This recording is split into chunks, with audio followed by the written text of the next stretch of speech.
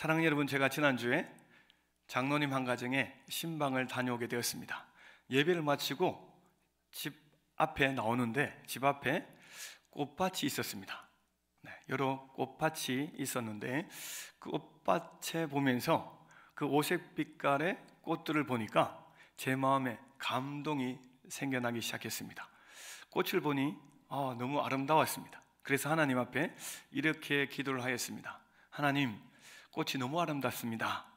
꽃을 보니까 하나님의 사랑과 은혜가 생각이 났습니다 라고 이렇게 기도를 하는데 제 마음에 이런 감동의 마음이 들었습니다. 하나님께서 이렇게 말씀하시는 것 같았습니다.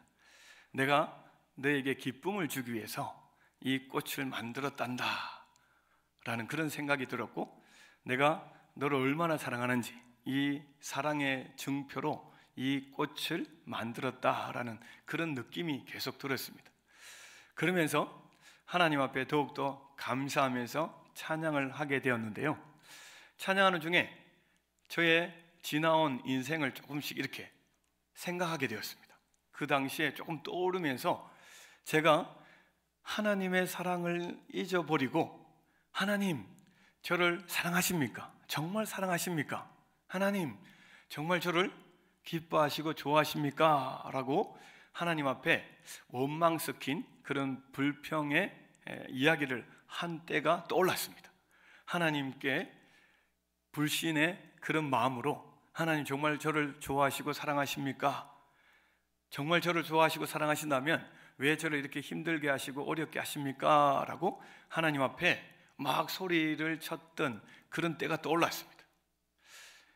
그때 돌이켜보니까 그런 순간순간마다 하나님께서 사람을 붙여주시고 좋은 믿음의 사람들을 만나게 해주셔서 그 모든 어려움들을 이겨 나갔던 것을 떠오르게 해주셨습니다.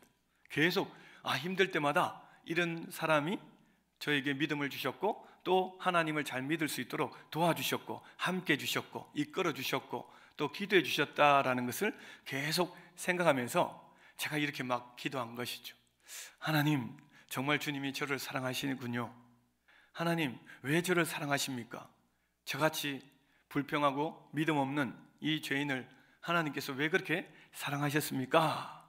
라고 막 하나님 앞에 감사하면서 기도를 하였습니다.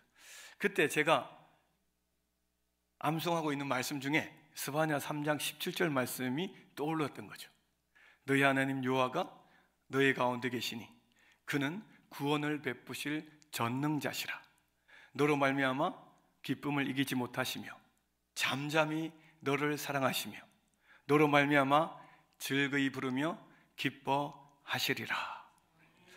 이 말씀이 저의 마음속에 계속 떠오르면서 하나님 정말 저를 사랑하시군요. 정말 하나님께서 저에게 크신 사랑을 베풀어 주셔서 제가 이 자리까지 있습니다 라는 고백을 계속 하게 된 것이죠. 하나님께서 제가 불신앙적으로 또 불평하면 할수록 하나님의 사랑을 확정시켜 주시는 그런 일들이 계속 떠오르면서 하나님께 감사하는 시간을 가지게 되었습니다. 사랑하는 여러분, 우리 하나님은 사랑이시다라고 성경 분명히 말씀하고 있죠. 요한일서 4장 8절에도 하나님은 사랑이시라라고 말씀하고 있고, 또 4장 16절에서도 하나님은 사랑이시다, 하나님은 사랑이심이라, 하나님은 사랑이시라 라고 계속 말씀하고 있습니다. 구약 성경에 보면 어떤 사람은 무서운 하나님, 두려운 하나님, 심판하시는 하나님이다 라고 생각할 수도 있습니다. 그러나 하나님 앞에 회개하고 돌이키면 하나님께서는 우리에게 용서를 베풀어 주실 뿐만 아니라 하나님의 크신 사랑을 알게 하여 주시고 또 누리게 하여 주십니다. 하나님은 사랑이시다. 성경의 모든 것을 다 압축하면 하나님은 사랑이시다라고 말할 수 있지 않겠습니까? 그리고 요한복음 3장 16절 말씀을 우리는 성경의 모든 유학이라고 말할 수 있을 정도로 이 말씀을 우리는 암송하고 있고 믿고 있습니다. 하나님은 너를 사랑해. 정말 하나님은 너를 사랑해. 이것이 성경의 모든 핵심인 줄 믿습니다. 오늘 본문에서 주시는 첫 번째 은혜가 무엇입니까? 하나님께서는 이 세상에서 내가 가장 행복해지기를 원하신다는 것입니다. 하나님의 사랑을 받아서 이 세상에서 가장 행복해지기를 원하신다. 하나님께서 우리에게 사랑을 베풀어 주신 이유가 무엇입니까? 하나님께서 우리를 그 영원한 죄악에서 벗어나게 하시고 구원하여 주셔서 하나님의 사랑을 누려서 행복한 삶을 살게 하시기 위해서 우리를 불러주셨습니다. 오늘 본문의 16절에 하나님이 세상을 이처럼 사랑하사 독생자를 주셨으니 이는 그를 믿는 자마다 멸망하지 않고 영생을 얻게 하려 하심이라. 이 말씀에 보면 동사가 나옵니다. 독생자를 주셨으니, 사랑하사. 하나님은 계속 우리를 사랑하시고 우리에게 하나님의 사랑을 확증하시기 위해서 계속 역사하고 계심을 말씀하고 있습니다. 하나님은 구체적으로 행동하시는 분이시죠. 우리를 얼마나 사랑하시는지를 보여주시고 믿게 하시고 알게 하시고 느끼게 하시고 체험하게 하시는 하나님이시라는 것입니다. 요한 1서 4장 16절에 하나님이 우리를 사랑하시는 사랑을 우리가 알고 믿었노니 하나님은 사랑이시라. 사랑하니 거하는 자는 하나님의 안에 거하고 하나님도 그의 안에 거하시느니라. 아멘. 하나님께서 우리를 사랑하시는데 우리가 그 하나님의 사랑을 알고 믿게 되었음을 말씀하고 있습니다. 하나님께서 우리를 사랑하시는데 그 사랑이 그냥 형이상학적인, 느끼지도 못하고 알지도 못하고 그냥 말로만 하는 사랑이 아니라 정말 우리의 삶 속에서 체험되어지고 또 우리가 믿고 알게 하는 사랑이라는 것을 분명히 말씀하고 있습니다. 내가 누군가를 사랑했을 때 서로 사랑하면 알게 되지 않습니까? 사랑하는데 모른다 하면 그것은 진짜 사랑이 아니죠. 두 여인이니 두 부부가 사랑하고 지내면 지낼수록 알게 됩니다. 우리가 정말 사랑하고 있구나, 사랑이 뭔지를 깨닫게 되는 것이죠. 하물며 하나님께서 우리를 사랑하신다고 말씀하시는데 그 사랑이 느껴지지 않고 알지 않고 또 체험되지 않는다면 그것은 사랑이라고 말할 수가 없습니다. 하나님은 구체적으로 우리에게 하나님의 사랑을 느끼고 알 수 있도록 역사하여 주십니다. 사랑하는 여러분, 사람과 함께 사랑을 해도 그 사랑이 너무나 아름답지 않습니까? 두 청년이 정말 사랑을 해서 남녀 사랑이 꽃피어서 행복하게 교제하는 것, 그리고 결혼하는 모습들 보면 정말 아름답습니다. 세상에 수많은 문학이나 노래나 인기 드라마나 영화를 볼 때 가장 인기 있고 중요한 것들은 사랑에 대한 노래입니다. 사랑에 대한 문학이고 사랑에 대한 영화이죠. 사랑이 빠지면 그것이 제대로 재미가 없습니다. 가장 인기 있는 것을 한번 보십시오. 그곳에는 사랑이 있습니다. 동물과의 사랑, 요즘에 반려동물과의 감동 깊은 사랑 이야기도 TV에도 자주 나오고 있지 않습니까? 동물과의 사랑도 감동이 있다라고 말하는데 하물며 하나님과 우리가 사랑할 때 그 사랑이 얼마나 아름답겠습니까? 얼마나 귀하고 좋겠습니까? 하나님의 사랑에 빠진다, 이것은 너무나 놀라운 은혜입니다. 할렐루야. 참 사랑이신 하나님과 사랑한다는 것, 이것은 상상만 해도 즐겁습니다. 왜냐하면 하나님께서는 나의 모든 연약함과 나의 부족함, 나의 모든 것을 다 아시고 나의 모든 것을 다 있는 모습 그대로 받아주시고 사랑해 주시기 때문에 그렇습니다. 조건적인 사랑이 아닙니다. 함량 미달의 사랑이 아닙니다. 부족한 사랑이 아닙니다. 완전한 하나님의 사랑이 우리에게 부음받으면 그 사랑으로 인해서 우리는 진짜 행복해지는 것이죠. 이 세상은 사랑 얘기하면서도 많은 사람들이 나 좀 사랑해 주십시오 라고 외쳐대고 있습니다. 사랑이 메말라가 있고 식어져 간다라는 것은 우리가 너무나 잘 알고 있습니다. 나를 진짜 사랑하는 사람이 이 세상에 없습니다 라고 말하는 사람들이 너무나 많아지고 있어요. 사랑을 받지 못해서 정신적인 문제가 있는 그런 사람들이 얼마나 많이 있습니까? 사랑에 목말라하고 있습니다. 세상에 있는 모든 사랑들은 허상 때문에 그렇습니다. 사랑의 허상이 무엇입니까? 그 사람이 나를 완전히 완벽하게 영원토록 사랑해 줄 거야 라고 생각하는 것이죠. 한 사람이 정말 나를 사랑한다. 여러분, 그 사랑이 완전할까요? 완벽할까요? 영원할까요? 영원하지 않다는 것을 우리는 너무나 잘 알고 있습니다. 부족한 사랑, 그리고 온전한 사랑이 아닌 것을 계속 느끼기 때문에 실망합니다. 낙심합니다. 때로는 사람들이 싫어지기 시작하죠. 그렇기 때문에 우리는 더욱더 하나님의 사랑을 받아 누려야 된다는 것이죠. 어떻게 하면 그 세상에 상처받은 아픈 마음들, 이것들을 치유할 수 있을까요? 그것은 하나님의 사랑밖에 없다는 것입니다. 하나님을 만나야 치유와 회복이 일어날 줄 믿습니다. 하나님만이 내 마음을 알아주시고 내 모든 것을 받아주시는 분이시죠. 하나님께서는 지금도 하나님의 사랑을 확증시키시기 위해서 역사하고 계십니다. 제가 올 한 해 하나님의 가장 큰 사랑을 경험한 것이 무엇인가라고 생각해 볼 때 가장 최우선순위가 동교회 우리 담임 목사님과 성도님 만난 사건인 줄 믿습니다. 가장 좋은 분을 만난 것이 이것이 하나님의 사랑의 확정 중의 확정이구나. 내가 너를 진짜 사랑한다, 내가 너를 정말 좋아한다 라는 것을 계속 하나님은 경험하게 하시고 알게 하시는데, 그것이 바로 동원교회를 만난 것이다 저는 확신하고 있습니다. 그렇다면 우리가 이 하나님의 사랑을 풍성히 받고 지속적으로 누릴 수 있는 그 길이 어떤 길이 있을까요? 두 번째로 오늘 본문에서 우리에게 주시는 은혜가 바로 독생자이신 예수님을 통해서 우리는 하나님의 사랑을 풍성하게 받아 누린다라는 것입니다. 오늘 16절에도 분명히 하나님이 이 세상을 이처럼 사랑하사 독생자를 주셨으니 라고 말씀하고 있습니다. 이 독생자를 주셨다, 예수 그리스도를 이 땅에 보내주셨죠. 예수님께서 이 땅에 오신 것이 왜 하나님의 가장 큰 사랑인가?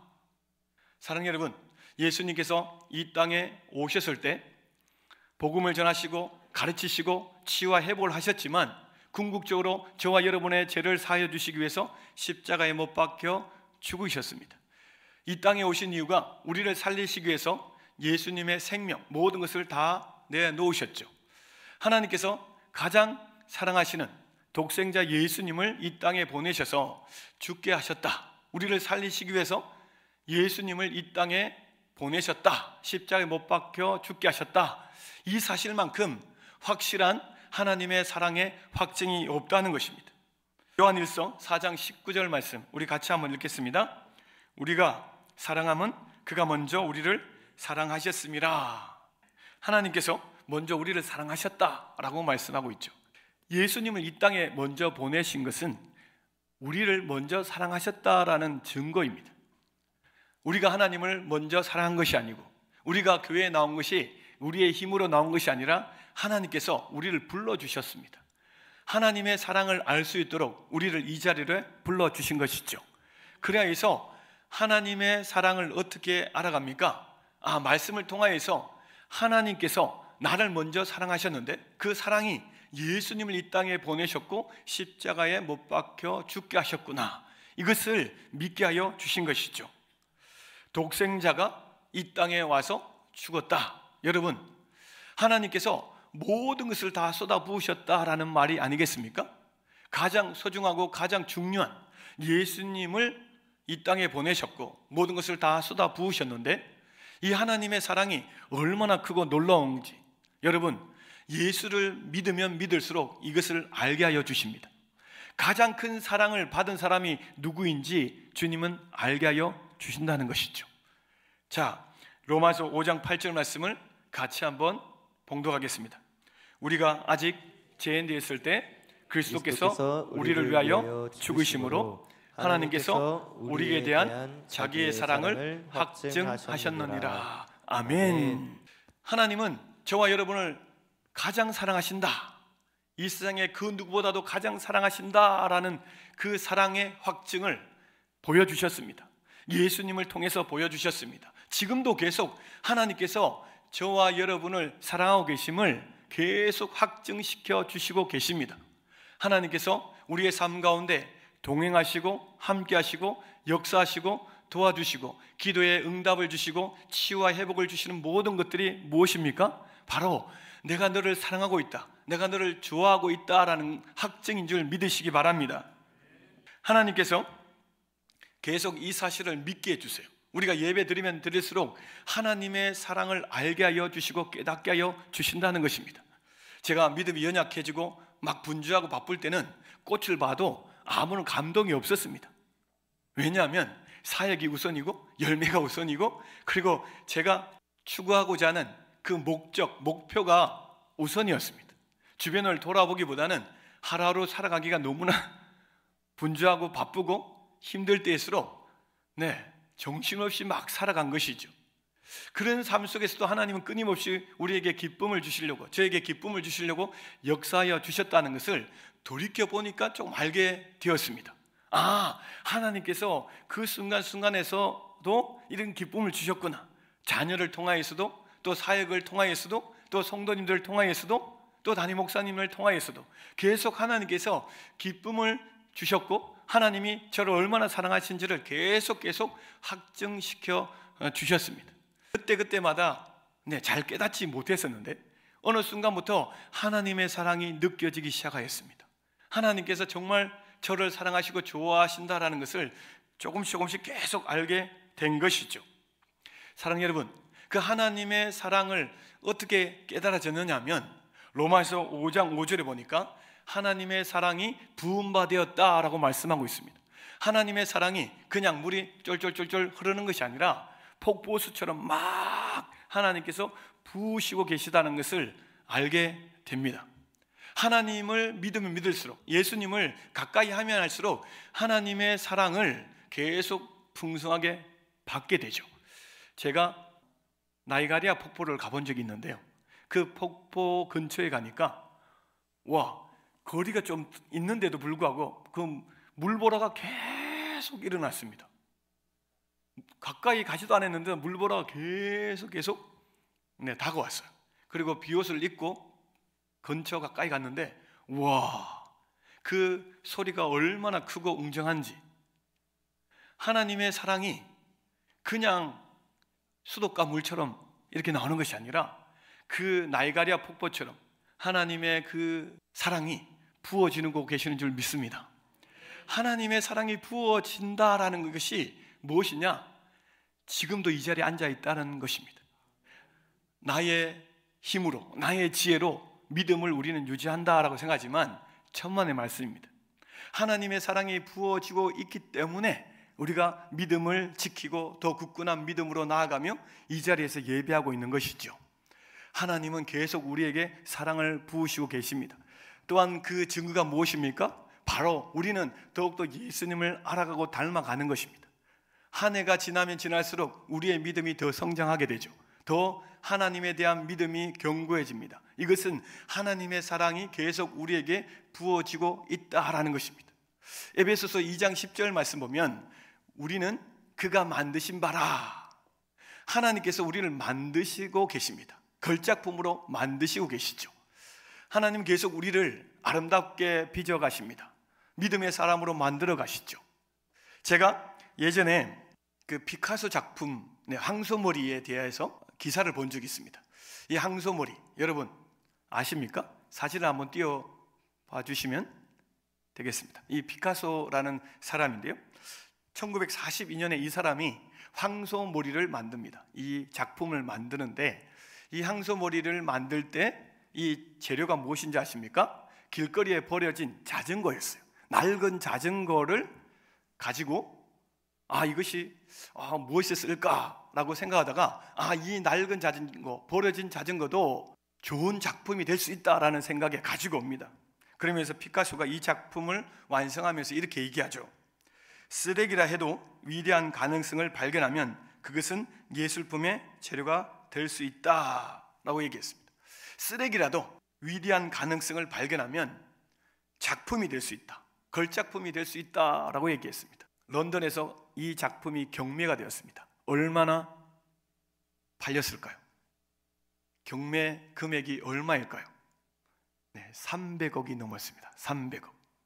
버려진 자전거, 녹슨 자전거, 저 자전거가 300억이 넘었습니다. 대단하지 않습니까? 예전에 주인이 쓸모없는 자전거야 해서 버렸어요. 그런데 피카소는 그것을 가지고 걸작품을 만든 것이죠. 사랑하는 여러분, 우리의 인생도 마찬가지입니다. 버려진 인생이었어요. 그런데 하나님께서 우리를 불러주셨습니다. 예수님을 믿게 하여 주셨습니다. 하나님께서 우리를 만드시죠. 걸작품으로 만드시고 계십니다. 하나님의 손에 우리의 인생이 놓여 있는 것이죠. 분명히 우리는 이 세상을 떠날 때 가장 걸작품으로 주님께 나아갈 줄 믿습니다. 하나님께서 우리를 사랑하시고 하나님의 사랑을 부으시고 계시는데 우리가 잘못됐겠습니까? 사랑받은 자녀들은 달라요. 어릴 때 성장하는 모습 보면 다 알지 않습니까? 세상의 부모도 자녀를 위해서 최선을 다해서 사랑하고 모든 것을 쏟아 부으시는데 우리 하나님께서는 하나님의 모든 것을 다 부으셨죠. 예수님을 보내주셨고 또 주님께서 우리를 믿음의 사람으로 하나님의 자녀답게 살아가고 성장할 수 있게 해주시기 위해서 모든 것을 부으시고 계시는 것입니다. 예수 그리스도를 통하여서 계속 우리를 걸작품으로 만들어 가시고 계시는 것이죠. 그렇기 때문에 우리는 소망이 있습니다. 지금 현재의 모습을 보고 우리는 낙심할 이유가 없습니다. 왜? 주님이 걸작품으로 만들어 가시고 계시기 때문인 줄 믿습니다. 세 번째로 우리에게 주시는 하나님의 은혜가 무엇입니까? 이 하나님의 사랑이라는 것은 영원한 생명을 우리에게 주시는 것입니다. 하나님의 사랑을 우리에게 계속 누리게 하시는 이유가 무엇입니까? 이 사랑을 통하여서 영원한 생명이 있고 이 영원한 생명을 누려서 저 영원한 천국에서 영원토록 하나님의 사랑을 받게 하심인 줄 믿습니다. 하나님의 사랑이 우리에게 계속 임하는 것, 이것이 하나님의 계획이시고 하나님의 목표이세요. 하나님과 계속 영원토록 우리는 하나님의 사랑을 받고 영생을 누리면서 하나님과 함께 행복하게 사는 것, 이것이 하나님께서 우리에게 향한 계획이시고 우리를 만드신 목적이라는 것입니다. 사랑하는 여러분, 하나님은 우리에게 영생을 주시는 분이십니다. 요한일서 5장 11절 말씀 같이 한번 읽겠습니다. 하나님이 우리에게 영생을 주신 것과 이 영생이 그의 아들 안에 있는 그것이니라. 아멘. 하나님이 우리에게 영생을 주셨어요. 이 영생은 예수 그리스도 안에 있다. 예수님을 통해서 영원한 생명을 우리에게 주셨다라고 말씀하고 있습니다. 그리고 예수님께서도 우리에게 영생을 주시는 분이심을 말씀하고 있죠. 요한복음 5장 24절 말씀 같이 한번 읽겠습니다. 내 말을 듣고 또 나 보내신 이를 믿는 자는 영생을 얻었고 심판에 이르지 아니하나니 사망에서 생명으로 옮겼느니라. 아멘. 요한복음 10장 28절에 내가 그들에게 영생을 주노니 영원히 멸망하지 아니할 것이요 또 그들을 내 손에서 뺏을 자가 없느니라. 예수님께서 우리에게 영생을 주신다 분명히 말씀하고 있습니다. 그리고 성령님께서도 우리에게 영생을 주심을 말씀하십니다. 갈라디아서 6장 8절 말씀 같이 한번 읽겠습니다. 성령을 위하여 심는 자는 성령으로부터 영생을 거두리라. 아멘. 성령으로부터 영생을 거두게 하신다. 네, 삼일체 하나님께서 우리에게 영생을 주시죠. 이 영원한 생명을 누리고 있는 저와 여러분, 오늘도 하나님께서 이 영생을 통하여서 하나님의 사랑을 알게 하여 주셨습니다. 우리가 영원한 천국에 들어가면 분명히 이 모든 것을 누리게 될 줄 믿습니다. 말씀을 믿습니다.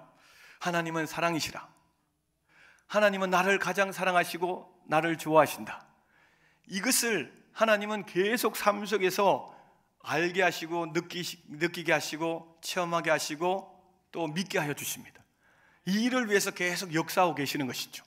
예수님께서 이 땅에 오셔서 십자가에 못 박혀 죽으신 것이 바로 하나님의 사랑에 대한 확증이죠. 계속 예수님 안에서 우리가 누리며 살아갈 때 하나님의 사랑이 얼마나 크고 놀라운지를 계속 알게 하여 주십니다. 이 하나님의 사랑을 알고 싶어지십니까? 이렇게 기도하시기 바랍니다. 하나님의 사랑을 누리고 싶습니다. 하나님께서 저를 가장 사랑하심을 알게 하여 주시옵소서. 하나님의 사랑을 삶 속에서 믿고 누리고 체험하게 도와주시옵소서. 그동안 너무나 분주하였습니다. 바빴습니다. 세상 먹고 사는 일에 너무나 힘들게 살아왔습니다. 사랑에 대해서, 이 참 사랑에 대해서 잘 몰랐습니다. 하나님, 이 참 사랑을 알게 하여 주시옵소서. 이 사랑을 누리게 도와주시옵소서. 라고 기도할 때 주님은 하나님의 사랑을 풍성히 부어주실 줄 믿습니다.